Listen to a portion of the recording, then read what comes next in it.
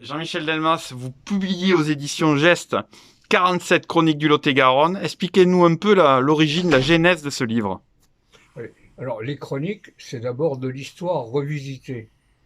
C'est en fait raconter l'histoire d'événements qui se sont passés en Lot-et-Garonne, soit de personnages, soit de situations.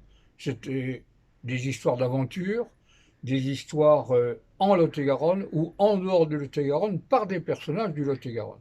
Voilà l'histoire. Alors, 47 chroniques, ce sont des histoires relativement courtes, à chaque fois différentes, d'un personnage, d'un événement. Alors, tout ça vient des archives départementales. Alors, on ne le sait pas assez, mais les archives, c'est la mémoire d'un département. C'est une mémoire qui remonte depuis le Moyen Âge jusqu'à nos jours, puisqu'elle est aussi contemporaine, cette mémoire. Et donc, en allant régulièrement aux archives, en fouillant, en cherchant, quelquefois on trouve des choses.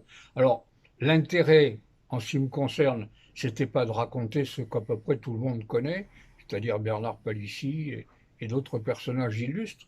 C'était plutôt de faire rencontrer des personnages qui ont des aventures incroyables, mais plutôt méconnus. Alors, il y en a aussi des connus, ça va de soi. On n'a pas échappé à Henri IV, qui ne l'aurait pas fait.